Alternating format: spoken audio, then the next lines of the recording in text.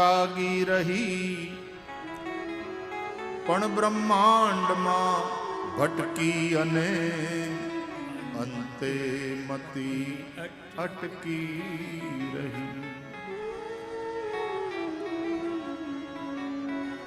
પ્રકૃતિની પૂજા કરતા શીખવાડ્યું ઋષિઓ. પ્રકૃતિ માતા છે, મધર નેચર. એમાં બધા જ જીવોનો આદર કરો. કોઈને મારીને ખાઈ જવું એ આપણા ધર્મમાં નથી. હિંસા નહીં. આપણે પંખીને દાણા નાખનારા, આપણે પશુને ચારો નાખનારા, આપણે માછલાને પણ આટો નાખનારા, આપણે ચાલીએ તો એ દ્રષ્ટિપૂતમ યસેત પાદમ, પગની નીચે જીવ જંતુ કચડીને મરી ન જાય, કચડાઈને એનું ધ્યાન રાખનારા, અને કદાચ છતાંય જાણે અજાણે ક્યાંય હિંસા થાય તો એનું પ્રાયશ્ચિત કરનારા આપણે.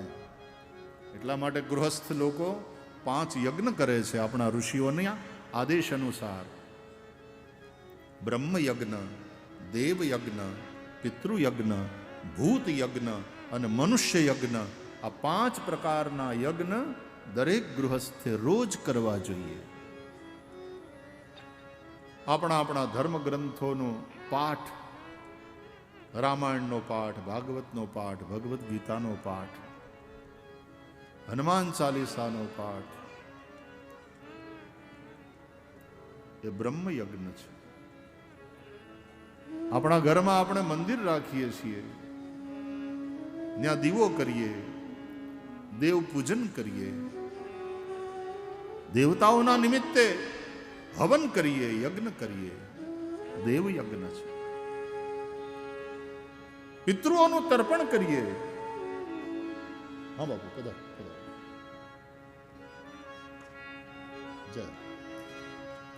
હરે કૃષ્ણ હરે કૃષ્ણ કૃષ્ણ કૃષ્ણ હરે હરે હરે રામ હરે રામ રામ રામ હરે હરે કૃષ્ણ હરે કૃષ્ણ કૃષ્ણ કૃષ્ણ હરે હરે રામ હરે રામ રામ રામ હરે હરે કૃષ્ણ હરે કૃષ્ણ કૃષ્ણ કૃષ્ણ હરે હરે હરે રામ હરે રામ રામ રામ હરે હરે. હરે કૃષ્ણ હરે તો પિતૃઓનું તર્પણ, શ્રાદ્ધ, હરાદિયામાં આપણે પિતૃઓને યાદ કરીએ. એ પિતૃ યજ્ઞ છે. ભૂત યજ્ઞ, આ પંખીડાને ચણ નાખવી, ગાયોને ચારો, તરસ્યાને પાણી, એ ભૂત યજ્ઞ. અને આપણે ત્યાં કોઈ અતિથિ આવે, મહેમાન આવે એટલે એને રોટલો ખવડાવવો. મહેમાનોને માન જેણે દિલ ભરીને દીધા નહીં, અતિથિ દેવો ભવ. અને આંગણે અતિથિ આવે, મહેમાન આવે, એને તો સન્માન કરીએ, એનું આતિથ્ય કરીએ, એની મહેમાન ગતિ કરીએ, એને રોટલો ખવડાવીએ તો બરાબર. પણ કદાચ કોઈ ભિક્ષુક આવે, કોઈ ભૂખ્યો આવે, એને પણ આપણે જે આપણાથી થાય આપીએ, એની મદદ કરીએ. અને મનુષ્ય યજ્ઞ કહેવાય. આમ 5 પ્રકારના યજ્ઞ કરવાનું ઋષિઓએ આપણને શીખવાડ્યું.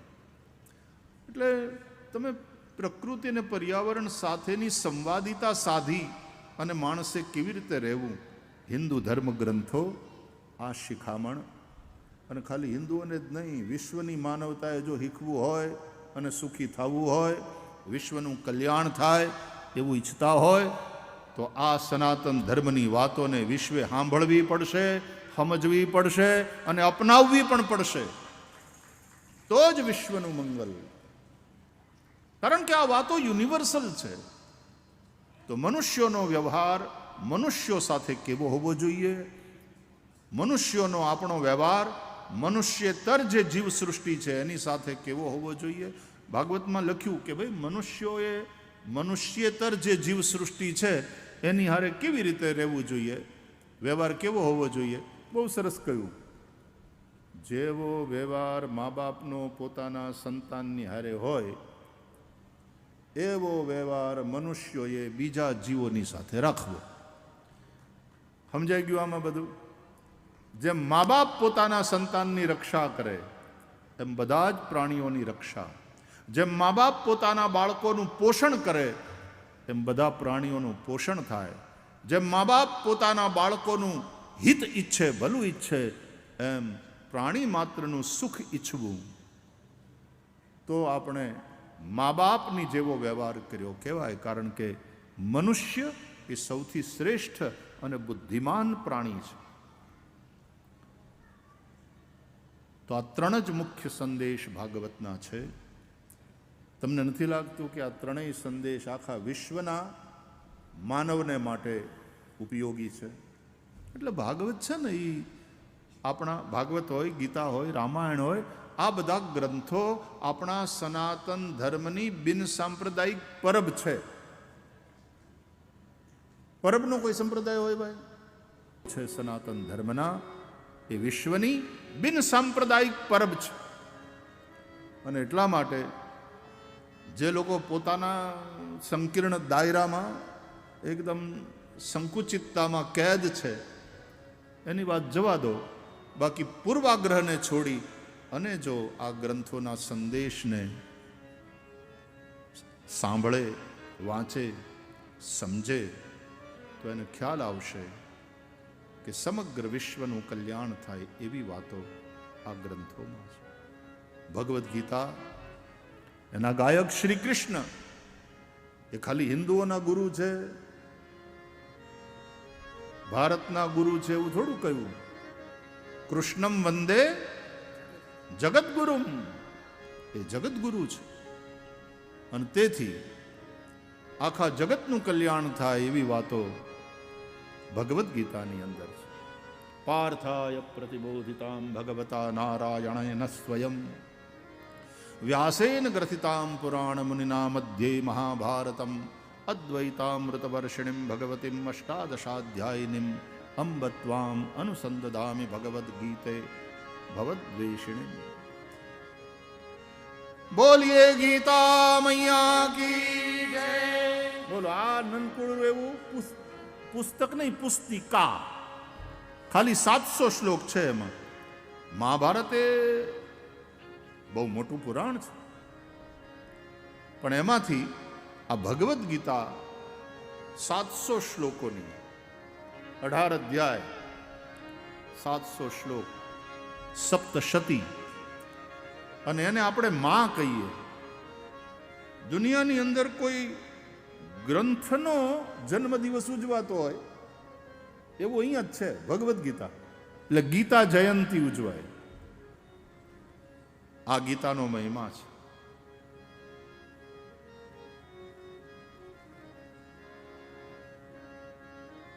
આદ્ય શંકરાચાર્ય ભગવાન પણ કહે છે, ભગવદ્ ગીતા કિંચિદ ધીતા ગંગા જલલવ કણિકા પીતા સકૃદસ્ય મુરારી ચમર્ચા સમર્ચા તસ્ય યમઃ કિમ કુરુતે ચર્ચા. ગીતા, ગંગા, ગાય, આ બધા આપણી આસ્થાના આધાર છે. તો નંદ બાવાને ત્યાં ભગવાન પધાર્યા, પ્રભુનું પ્રાગટ્ય થયું. નંદ કે આનંદ ભયો, જય કનૈયા લાલ કી ઉત્સવ થયો. આજ ખરેખર આજે બાવળીવાળીનું જે દ્રશ્ય છે એ જોઈને કે નંદજીને ત્યાં આખું વ્રજ ઉમટ્યું હતું ને આમ જ ઉમટ્યું હશે. આ જ રીતે બની ઠનીને બધી ગોપીઓ. નંદ ભયો મહર કે પૂત જબ યહ બાત સુની તો સુની આનંદે સબ લોગ. ગોપ્ય સમૃષ્ટ મણિકુંડલ નિષ્કંઠ્ય ચિત્રાંબરા પથિ શિખાચ્યુલ બાલ્ય વર્ષા નંદાલયમ સવલયા વ્રજતીર વિરેજુર નંદાલયમ સવલયા વ્રજતી વિરેજુર્યાલોલ કુંડલ પયોધર હાર શોભા.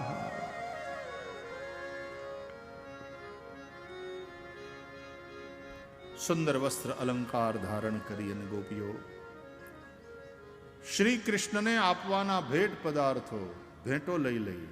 જેમ તમે બધા ખૂબ ભેટ લઈ ખૂબ ઉદારતાપૂર્વક આ નિછાવરી કરી. તમારું ગુરુદ્વાર ગુરુસ્થાન આવા કોઈક ને કોઈક સ્થાન સાથે આપણે જોડાયેલા રહીએ ને ભાઈ તો કળિયુગના પ્રચંડ પ્રવાહમાં તણાઈ ન જઈએ. આને પકડી રાખવા. આપણા આવા જે શ્રદ્ધા સ્થાનો છે એને પકડી રાખવા. આવા જે જગ્યાના જાગૃત પુરુષો છે એને પકડી રાખવા. તમે ધર્મને પકડી રાખશો તો ધર્મ તમને બરાબર પકડી રાખશે. તમે ધર્મની રક્ષા કરશો તો ધર્મ તમારી રક્ષા કરશે. ધર્મો રક્ષતિ રક્ષિતા. બહુ મોટો ઉત્સવ થયો. નંદ બાવાએ સ્નાન કર્યું, સુંદર વસ્ત્ર અલંકાર ધારણ કર્યા. ગોવાળિયાઓએ નંદ બાબાને તૈયાર કર્યા અને એવી રીતે તૈયાર કર્યા કે જાણે આ લગ્ન બાબાના લગ્ન હોય ને કે વરરાજાને તૈયાર કરે ને એવી રીતે નંદ બાબાને તૈયાર કર્યા. તો એ ઉંમરમાં નંદ બાબા દુલ્હા જેવા લાગતા હતા. ગઈકાલની પાઘડીઓ મને બંડી પહેરાવી, હાથમાં લાકડી આપી. તમે તમારા રંગે બોલો. ભરવાડે ભૂદેવને ભરવાડ કરી નાખ્યો ગઈકાલે. આમ નંદ બાબા જેવો ડ્રેસ પહેરાવી. વાહ! નર્યો નીતર્યો પ્રેમ ગોકુળનો, ગોકુળના ગોવાળિયાઓનો. ત્યાં દોડીને ભગવાન જાય. ભગવાન મથુરામાં પ્રગટ થયા પણ ભગવાન ગોકુળમાં પધાર્યા. ત્યાં ઉત્સવ થયો. મથુરા એ સૂક્ષ્મ શરીર છે, ગોકુળ એ સ્થૂલ શરીર છે. ગઈકાલે પણ આપણે ચર્ચા કરી હતી. વિશુદ્ધ મન એ વસુદેવ અને દેવમયી બુદ્ધિ એનું નામ જ દેવકી. જુઓ, આ મન, આ બુદ્ધિ, કંસ એટલે અહંકાર, આ બધા સૂક્ષ્મ શરીર કહેવાય. એ મથુરામાં રહે છે. મથુરા એટલે સૂક્ષ્મ શરીર. મન એ સૂક્ષ્મ વસ્તુ છે, બુદ્ધિ એ સૂક્ષ્મ વસ્તુ છે, અહંકાર ઈગો એ સૂક્ષ્મ વસ્તુ છે. જ્યારે ગોકુલ, ગો એટલે ઇન્દ્રિયો, કુલ એટલે સમૂહ, ઇન્દ્રિયોનો સમૂહ એટલે કે આ આપણું શરીર, આને સ્થૂલ શરીર કહેવાય.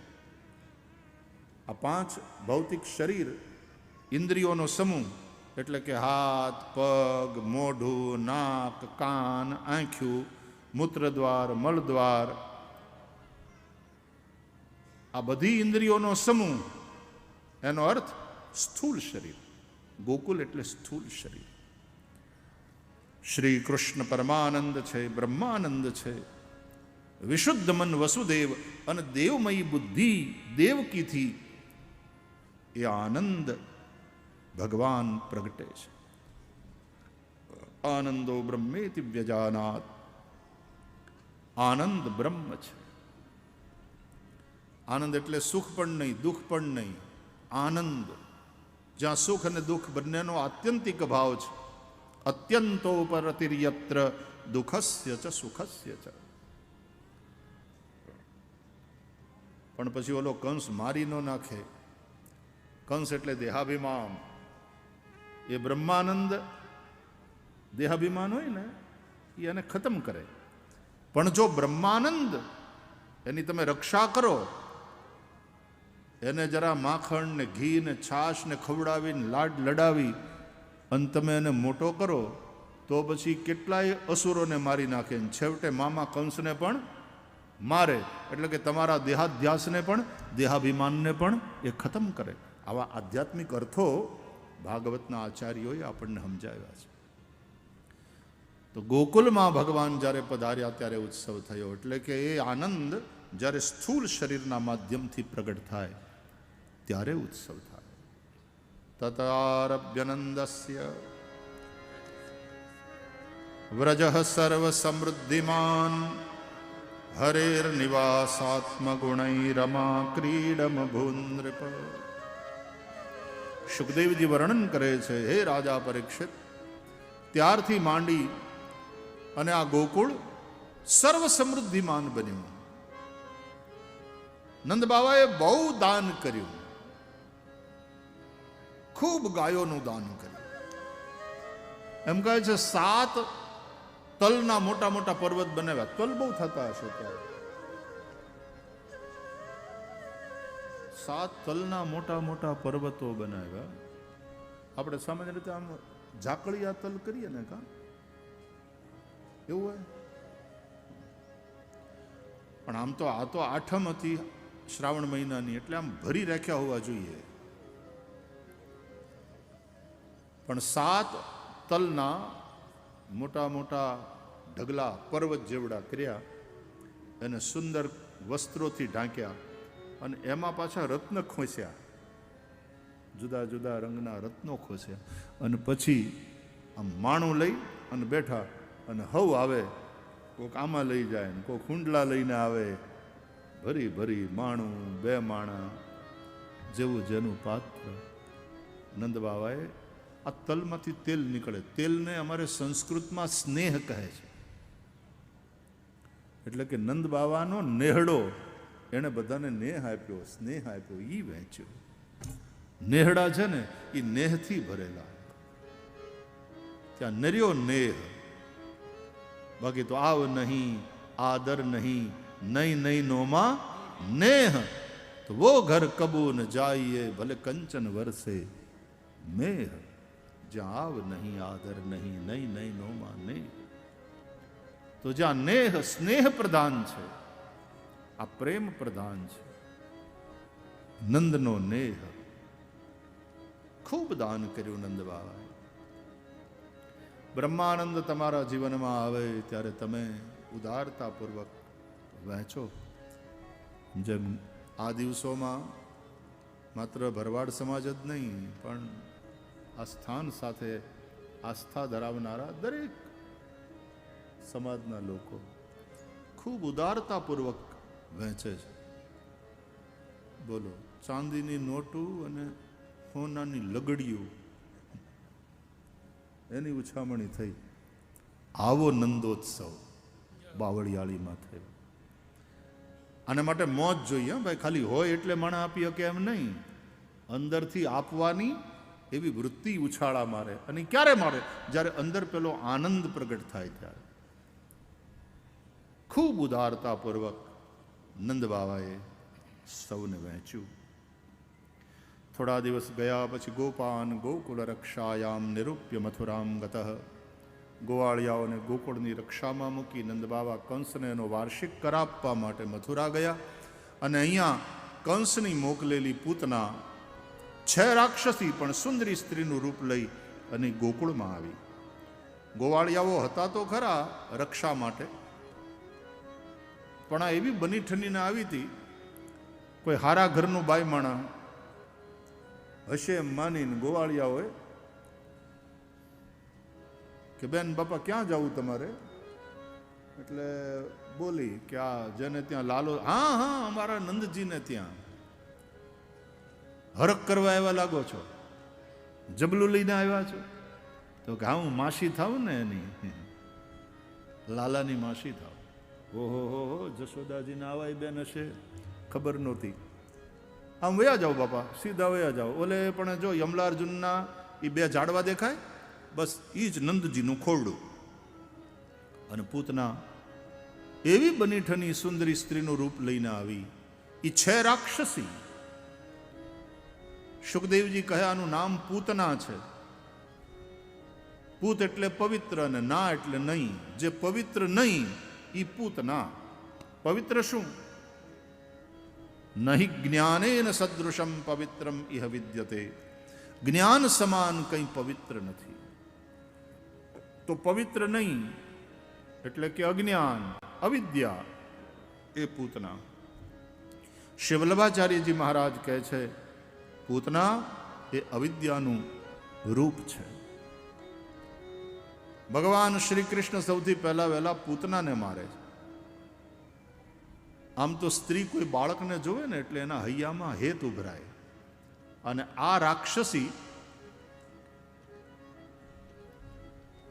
ઝેર ભરીને આવી છે. પોતાની છાતી ઉપર ઝેર ચોપડીને આવી હતી. નંદને ઘેર, નંદ બાવા તો ગયા હતા મથુરા. યશોદા મૈયા બેઠા હતા લાલાને ખોળામાં લઈને. એમાં પૂતના પહોંચી તો આવો બાપા આવો આવો. અને ઓલી પહોંચી વધાય ખાતા ખાતા હરખ કરવા ગઈ હતી ને. અરે વધાય વધાય વધાય જશોદા, તારે ત્યાં લાલો થયો, આ ઉંમરમાં તમારે ત્યાં પારણું બંધાયું. હા બાપા વધાવ્યા ઠાકોરજીને. આવો બેન આવો બેહો. કનૈયાએ જોયું બાએ આને બેન કીધું એટલે કે માસી છે આપણે. નજર કરી ભગવાને. ભગવાન તો ઓળખી જાય તરત.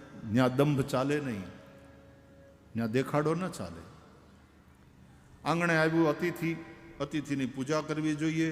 યશોદામાં એ વિચાર કર્યો. કનૈયાએ મનોમન કીધું કે આ અતિથિની પૂજા હું કરીશ માં, અને એની પૂજા એવી કરીશ કે આ અતિથિની આજે પુણ્યતિથિ થઈ જવાની છે. યશોદા મૈયાએ કહ્યું બેન તમે બેસો, હું તમારું મોઢું મીઠું કરાવું. પોતે મીઠાઈ લેવા અંદર ઘરમાં ગયા. ત્યાં પૂતના કે માં જો તમારો લાલો જરા મારા ખોળામાં આપો, મને રમાડવા તો દ્યો. કેવો સરસ છે, કેવો મીઠડો છે. એમ કરીને લીધો ખોળામાં. જશોદા મૈયા ગયા ઘરમાં. અહીંયા પૂતનાએ જોયું કે કોઈ છે નહીં, બીજું જોતું નથી. પોતાની છાતી ઉપર ઝેર ચોપડીને આવી હતી. બાલકૃષ્ણ પ્રભુના મુખમાં એણે ઝેર ચોપડેલું પોતાનું સ્તન પ્રભુને આપ્યું. તસ્મિન સ્તનમ દુર્જર વીર્યમુલ્બણમ ઘોરાંકમાદાય શિશોર દદાવથ ગાઢમ કરાભ્યામ ભગવાન પ્રપીડ્ય તત પ્રાણૈ સમમ રોષ સમન્વિતો પિબત.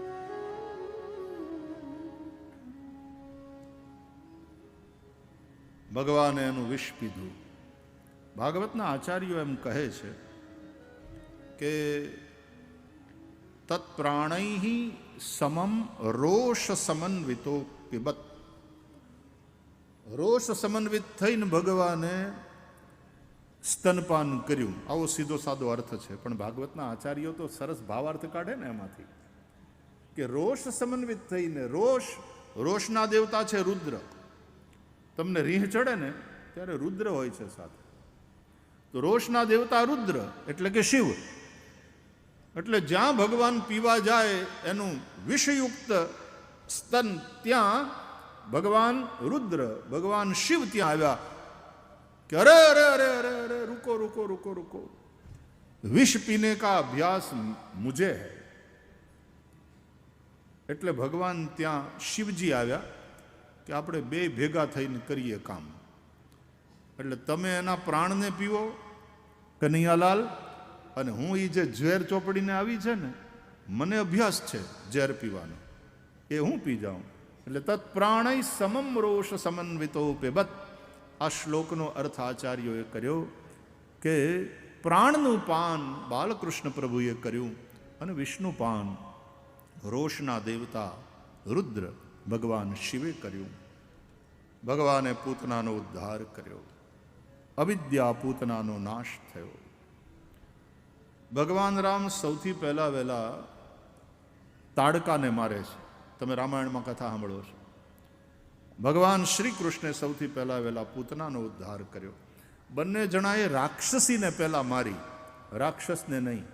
એનો અર્થ રાક્ષસોને જન્મ આપનાર તત્વને પહેલા ખતમ કર્યું, જેથી કરીને બીજા રાક્ષસો ઉત્પન્ન ન થાય. રાક્ષસો એટલે આસુરી વૃત્તિને જન્મ આપનારું તત્વ, એનું નામ અવિદ્યા. રામાયણમાં તાડકા એ દુર્વાસનાનું પ્રતીક છે. ભાગવતમાં પૂતના એ અવિદ્યાનું પ્રતીક છે. ભગવાને અવિદ્યારૂપી પૂતનાનો ઉદ્ધાર કર્યો.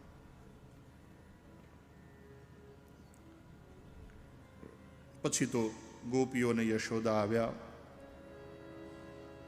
પૂતના પોતાના મૂળ રૂપમાં પ્રગટ થઈ ગઈ હતી, રાક્ષસીના રૂપમાં. કૃષ્ણ રડતા હતા ત્યાં એની છાતી ઉપરથી બાલકૃષ્ણ પ્રભુને ઉઠાવી ગૌશાળામાં લઈ ગયા. અને બધી ગોપીઓ, યશોદાને બધાએ કે આ કોઈ રાક્ષસી આવી હતી આપણા લાલાને મારવા માટે, એને પાપે એ મરી. તે કનૈયાને ગાયના છાણમાં આમ રગદોળ્યો, ગોરજમાં અને ગોમયમાં. આપણે ત્યાં ગોરજ, ગોમય એટલે ગાયનું છાણ, ગોમૂત્ર, આ બધાનો બહુ મહિમા છે.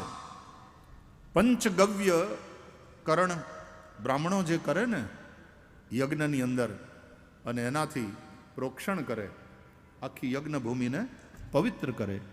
ઓમ પવિત્રે સ્થો વૈષ્ણવ્યો સવિતુર્વાહ પ્રસવોત્પન્નામ યચ્છિદ્રેણ પવિત્રેણ સૂર્યસ્ય રશ્મિભિઃ તસ્ય તે પવિત્રપતે પવિત્રપૂતસ્ય કરીને પવિત્ર કરે આખી યજ્ઞ ભૂમિને. એટલે શ્રી કૃષ્ણને પણ એમાં રગદોળ્યા. ગાયના પૂંછડા કનૈયાની માથે ફેરવ્યા. ગાયો દ્વારા રક્ષા કરી ગોપાલની. અને પછી યમુનાજીના જળથી ઓલી ધ્રોખડ આમ હાથમાં લઈ અને યમુનાજીના લોટામાં જળ ભર્યું હતું ને, એમાં આમ બોળી બોળી શ્રી કૃષ્ણના એક એક અંગો, બાલકૃષ્ણ પ્રભુના એક એક અંગોનું પ્રોક્ષણ કરતા કરતા કવચનો પાઠ કર્યો યશોદા અને બધી ગોપીઓએ. પોતાના લાલાની રક્ષા કરી. અવ્યાદજોંગ્રિમણિમાંસ્તવ જાન્વથોરુ યજ્ઞોચ્યુત કટિતટમ જઠરમ હયાસ્ય રુત્કેશવસ્ત્વદુર ઈશ ઇનસ્તુ કંઠમ વિષ્ણુર્ભુજમ મુખમુરુક્રમ ઈશ્વર કમ. ભગવાનના જુદા જુદા નામથી બાલકૃષ્ણ પ્રભુના જુદા જુદા અંગોની રક્ષા કરી. તમને સમજાય છે કઈ? ભગવાનના નામ દ્વારા ભગવાનની રક્ષા કરી. એનો અર્થ શું થાય? જે રક્ષા કરે એ રક્ષક મોટો, કે જેની રક્ષા થાય એ રક્ષિત મોટો? તો સીધી સાદી વાત છે કે રક્ષિત કરતા રક્ષક મોટો. એટલે ભગવાનના નામથી ભગવાનની રક્ષા કરી. એટલે ભગવાનનું નામ છે એ રક્ષક છે અને ભગવાન રક્ષિત છે. કોણ થયું મોટું? તો કે નામ. એટલે કે છે કે ભગવાન કરતાંય ભગવાનનું નામ મોટું છે. રામ સે બડા રામ કા નામ. ભગવાન નથી મળતા, ભગવાન કેમ મળે, ભગવાન કેમ મળે, કેવી રીતે ભગવાન મળે, કોને કોને મળ્યા હતા, આવા બધા પ્રશ્ન થાય. ભગવાન કેમ મળે ને ક્યાંથી મળે, જવા દે. નામ તો તમને મળ્યું જ છે ને. સંતો દ્વારા, આપણા સદગુરુ દ્વારા આપણને નામની પ્રાપ્તિ થઈ છે. એટલે એ નામને ભજો, એ નામનું સંકીર્તન કરો. એ નામ દ્વારા જ બ્રહ્માનંદની રક્ષા થશે. ભગવાને પૂતનાનો ઉદ્ધાર કર્યો. આવો ભગવાનના એ નામનું આપણે સ્મરણ કરીએ. અને આવો રૂડો અવસર છે. આપણા આદરણીય મુખ્યમંત્રી તો અહીંયા આવી અને સંબોધન કરીને ગયા, પણ દેશના યશસ્વી વડાપ્રધાન નરેન્દ્રભાઈ મોદીજીએ પણ આપણના માટે સંદેશો મોકલ્યો છે.